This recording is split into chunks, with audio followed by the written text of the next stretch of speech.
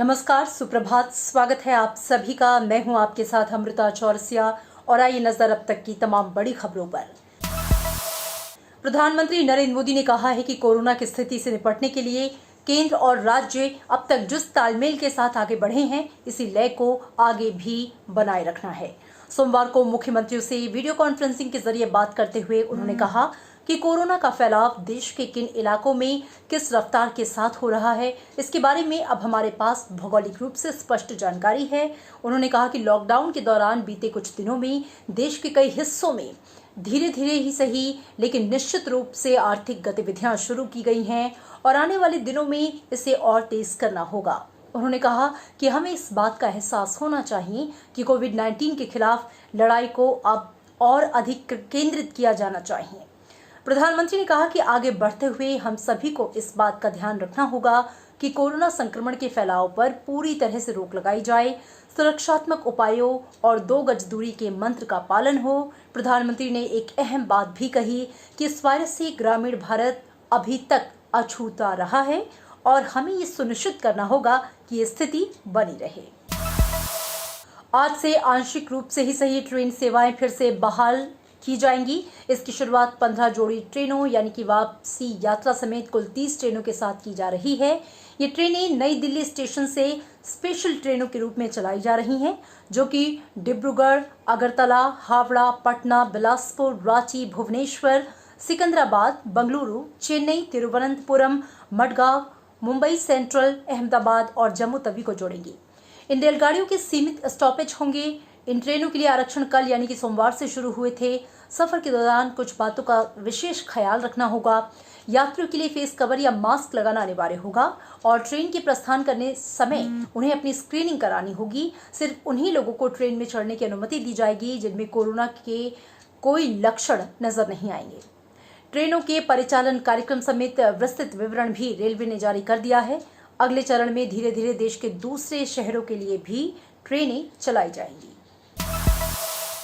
केंद्रीय गृह मंत्रालय और रेल मंत्रालय देश के अलग अलग हिस्सों में फंसे मजदूरों को उनके घर तक पहुंचाने में जुटा हुआ है।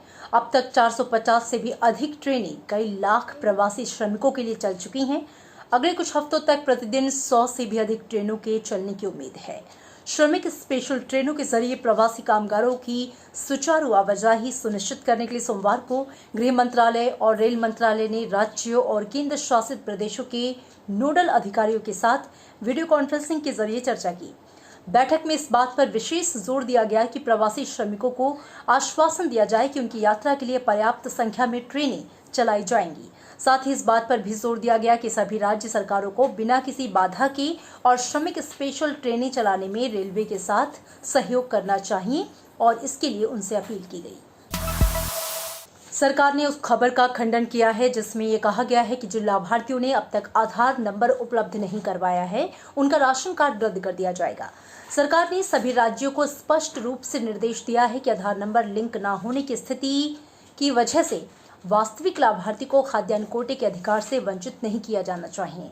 निर्देश में यह भी कहा गया है कि लाभार्थियों की बायोमेट्रिक विफलता के कारण उन्हें खाद्यान्न देने से इनकार नहीं किया जाएगा। खाद्य एवं सार्वजनिक वितरण विभाग ने आधार अधिसूचना के तहत आधार को राशन कार्ड से लिंक करने की समय सीमा पहले ही बढ़ाकर 30 सितंबर 2020 तक कर दी थी। सरकार ने साफ तौर पर यह कहा कि आज की इस विकट घड़ी में जो लाभार्थी हैं या फिर जो पात्र परिवार हैं, उनको राशन कार्ड के माध्यम से राशन देने से वंचित नहीं किया जा सकता। देश में कोरोना संक्रमण की स्थिति की बात करें तो कोविड-19 मरीजों की संख्या बढ़कर 67,152 हो गई है। इनमें 44,000 से ज्यादा एक्टिव केस हैं, जिसमें 24 घंटों में कोरोना के 4,213 नए मामले सामने आए हैं और 97 लोगों की मौत हुई, जबकि 1,500 से ज्यादा लोग स्वस्थ भी हुए और रिकवरी रेट बढ़कर 31.15% हो गया। अब तक देश में करीब 21,000 कोविड-19 मरीज ठीक हो चुके हैं। 2,206 लोगों की मौत हुई है और इसी बीच कोविड-19 की टेस्टिंग में भी इजाफा हुआ है और अब तक 16,73,000 से ज्यादा नमूनों की जांच की गई है। स्वास्थ्य मंत्रालय ने लोगों से कोरोना के लक्षण पाए जाने पर उसे नहीं छुपाने की अपील की है, जिससे समय पर बेहतर उपचार मिल सके।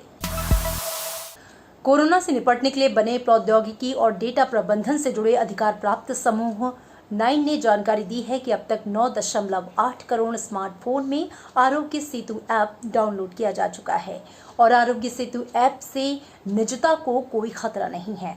एम्पावर्ड ग्रुप 9 के चेयरमैन अजय साहनी ने बताया कि आरोग्य सेतु उपयोगकर्ताओं की डेटा गोपनीयता पर बहुत काम किया गया है। इसमें यूजर्स का अधिकतम 60 दिन तक डाटा रखा जाता है। इसका मकसद परीक्षण और उचित स्वास्थ्य डेटा बनाने के लिए विशेष निगरानी प्रणाली विकसित करना है। आरोग्य सेतु ऐप कोविड-19 के खिलाफ भारत की लड़ाई में महत्वपूर्ण भूमिका निभा रहा है।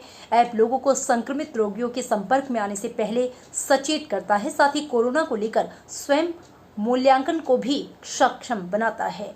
लगभग 1.4 लाख आरोग्य सेतु उपयोगकर्ताओं को संक्रमित रोगियों से निकटता के कारण संक्रमण के संभावित जोखिम के बारे में ब्लूटूथ संपर्क के माध्यम से सूचित किया गया। इससे कंटेनमेंट जोन को चिन्हित किया जा सकता है। RT-PCR टेस्ट के लिए भी ऐप बनाया गया है। भारतीय चिकित्सा अनुसंधान परिषद, राष्ट्रीय विषाणु विज्ञान संस्थान पुणे ने कोरोना वायरस संक्रमण के एंटीबॉडी का पता लगाने के लिए स्वदेशी IgG ELISA test kit Covid Kavach ELISA को विकसित किया है। संस्थान के वैज्ञानिकों की टीम ने प्रयोगशाला में पुष्टि किए गए मरीजों से सीवियर एक्यूट रेस्पिरेटरी सिंड्रोम कोविड-2 विषाणु को आइसोलेट करने में सफलता हासिल की। इसके आधार पर एंटीबॉडी टेस्ट किट बनाने में मदद मिलेगी। इस बारे में जानकारी केंद्रीय स्वास्थ्य मंत्री डॉक्टर हर्षवर्धन ने ट्वीट करके दी। कोविड-19 महामारी के बीच सरकार सूक्ष्म, लघु और मध्यम उद्योगों को पूरी तरह से सहयोग करने के लिए प्रतिबद्ध है। राज्यसभा टीवी से बातचीत में केंद्रीय मंत्री नितिन गडकरी ने कहा कि सरकार MSME को बकाया भुगतान को मंजूरी देने के लिए फंड जो है उसको निर्धारित करेगी। साथ ही उन्होंने कहा कि सरकार जल्द ही छोटे और मध्यम उद्योगों के गठन को एक नया आयाम देने की तैयारी में है। केंद्रीय मंत्री ने बताया कि सरकार अगले 2 वर्षों में 15 लाख करोड़ रुपए की लागत से राजमार्गों को बनाने की योजना बना रही है, जिससे रोजगार के अवसर पैदा होंगे। उन्होंने MSME निर्यात बढ़ाने और आयात विकल्प के तौर पर स्थानीय उत्पादन को प्रोत्साहित किए जाने की जरूरत बताई। और अब एक नजर दुनिया में कोरोना की स्थिति पर। रूस में कोरोना तेजी से बढ़ रहा है और ये सबसे ज्यादा संक्रमण वाले देशों में अमेरिका और स्पेन के बाद तीसरे नंबर पर पहुंच गया है। अब तक पूरे विश्व में 41,32,000 से ज्यादा लोग कोरोना संक्रमण के शिकार हुए, तो वहीं अब तक 2,83,000 से ज्यादा लोग इस वायरस से जान गंवा चुके हैं। वहीं 15 लाख लोग ठीक भी हो चुके हैं। अमेरिका में सबसे अधिक 13,29,000 से ज्यादा कोरोना के मामले सामने आए और 80,000 से ज्यादा लोगों की मौत हुई है। रूस में कोरोना के मामले बढ़कर 2,20,000 के पार पहुंच गए हैं और 2,000 से ज्यादा लोगों की मौत हुई है। इटली की बात करें तो यहां करीब 2,19,000 मामले और 30,000 से ज्यादा लोगों की मौत हुई है। स्पेन में अब तक 2,64,000 से ज्यादा कोरोना संक्रमण के मामले सामने आए हैं, तो वहीं 26,000 से ज्यादा लोगों की मौत हुई है। फ्रांस की बात करें तो करीब 1,77,000 मामले और 26,000 से ज्यादा लोगों की यहां पे मौत हुई है। ब्रिटेन में 2,19,000 से अधिक मामले सामने आए हैं, वहीं 31,800 से ज्यादा लोगों की मौत हुई है। तो ये थी अब तक की तमाम अपडेट्स और इस उम्मीद के साथ कि आप सभी स्वस्थ होंगे, दिशा निर्देशों का पालन कर रहे होंगे। मुझे दीजिए इजाजत, नमस्कार।